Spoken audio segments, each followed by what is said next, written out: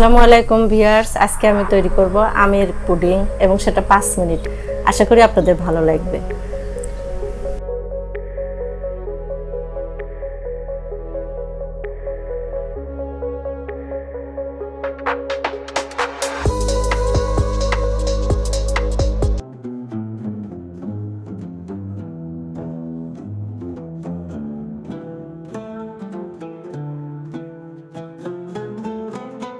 প্রথমে আমি half KG দুধ নিলাম, কড়াইয়ে দুধটা জাল করে নেব এবং ফুটে নেব।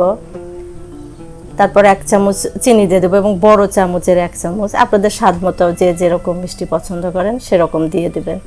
তারপরে একটু ফুটে নিয়ে ওর ভিতরে আমি আগার আগার পাউডার দিয়ে দেবো 1 চামচ। আগার আগার পাউডারটা একটু পানিতে গুলিয়ে নিয়ে আমি বাটির ভিতরে, দেখতে পেলেন আপনারা, ওটা আমি দুধের ভিতরে ঢেলে দিলাম। আমার মূল কাজটা শেষ, আমার দুধ জাল করা হয়ে গেছে। এখন আমি একটু আমের দিয়ে দিলাম, আমটা কিউব করে কেটে না আমি বাটিতে দুধটা ঢেলে দিয়ে একটু একটা পরিমাণে আম দিয়ে দিয়েছি। এরপর হচ্ছে আমি একটু কালারের জন্য, পুডিংটাকে সুন্দর করার জন্য 1 বাটি পানি দিয়ে দিলাম কড়াইয়ে। এটা আমি রেড কালার দিয়ে করব এবং এটা পরবর্তীতে পিঙ্ক কালার হয়ে যাবে, হালকা পিঙ্ক এবং রেডের মতো কালার আসবে পুডিংটার।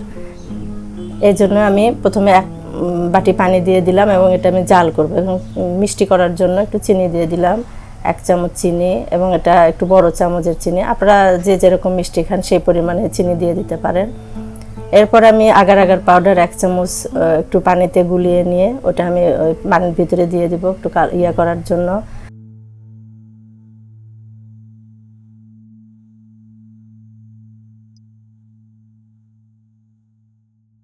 আমি চিনি দিয়ে জাল করা পানিটার ভিতরে আগার আগার পাউডার ঢেলে দেব, কিন্তু তার আগে একটু রেড কালার দিয়ে দেব, পুডিংটাকে কালার করার জন্য। এবং আমার এটা পিঙ্ক কালারের পুডিং আসবে, পিঙ্ক কালার আসবে। আমি 1 চামচ পরিমাণে রেড কালার, এখানে আমার রেড কালার আছে, এটা রেড কালার দিয়ে দিলাম 1 চামচ পরিমাণে, দিয়ে কিছুক্ষণ জাল করতে থাকবো। পানিটা ফুটে উঠলে, বেশ 2-3 বার একটু ফুটে উঠলে ওর ভিতরে আমি আগার আগার পাউডার দিয়ে দেব। এত সহজ একটা রেসিপি, আপনারা সবাই করতে পারবেন, এমনকি আপনার বাসায় 9-10 বছরের বাচ্চাও এটা করতে পারবে এবং খেতেও অনেক মজা। আশা করি আপনারা বাসায় ট্রাই করবেন। এরপর আমি যে আগার আগার পাউডারটা গুলিয়ে রেখেছিলাম ওটা দিয়ে দিলাম। আর এই আগার আগার পাউডারের কারণে আমার পুডিংটা জমাট বেঁধে যাবে এবং খেতে অনেক মজা লাগবে।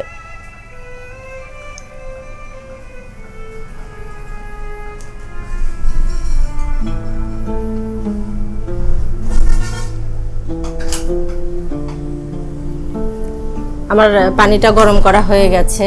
এখন আমি দুধটাকে বাটিতে ঢেলে রেখে ঠান্ডা করে ফ্রিজে রেখেছিলাম কিছুক্ষণের জন্য। তারপর আমার দুধটা গরম ফ্রিজে রাখার পর এভাবে জমাট বেঁধে গেছে। এটার ভিতরে আমি এখন যে লুকটা দিতে চাচ্ছি আর কি, আমি যে রেড কালার দিয়ে পানিটা গরম করলাম আগার আগার পাউডার দিয়ে, ওই পানিটা ওর ভিতরে ঢেলে দেবো।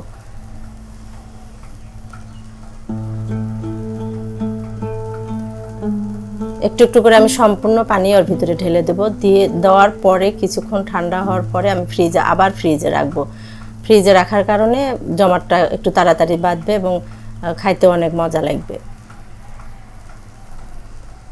আমি সম্পূর্ণ পানি একে একে সম্পূর্ণ পানি ঢেলে দেব এবং আমি ফ্রিজে রাখবো।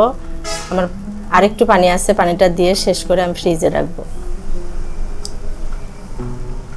পানিটা যখন ওই রেড কালার পানিটা যখন ঠান্ডা হয়ে যাবে তখন আমি ফ্রিজে রাখবো, গরম পানি ফ্রিজে রাখা যাবে না।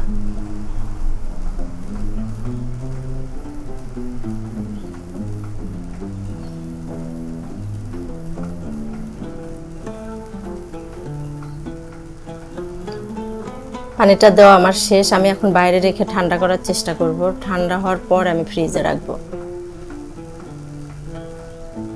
আপনারা বাসায় ট্রাই করবেন, অবশ্যই ভালো লাগবে। আমি ফ্রিজ থেকে বের করেছি, দেখেন আমার কত সুন্দর কালার আসছে পুডিংটাতে। এখন এটা আমি সার্ভিং ডিশে ঢালবো এবং কেটে আপনাদেরকে দেখাবো এটার ভিতরের অংশটা কেমন হয়েছে। দেখেন আমি কিভাবে সার্ভিং ডিশে ঢাললাম। আপনারাও পারেন আমি জানি, তারপরেও যারা পারেন না তাদের জন্য বলছি।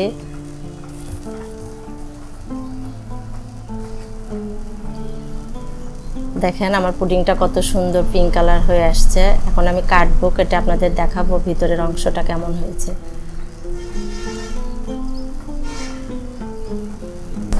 অনেক সময় বাচ্চারা দুধ খেতে চায় না, আম খেতে চায় না। আমরা যদি এই পদ্ধতিতে পুডিংটা বানিয়ে দিই বাচ্চাদের, তাহলে বাচ্চারা দেখা গেল আমের পুষ্টিটাও পেয়ে যাচ্ছে, দুধের পুষ্টিটাও পেয়ে যাচ্ছে। আল্লাহ হাফেজ।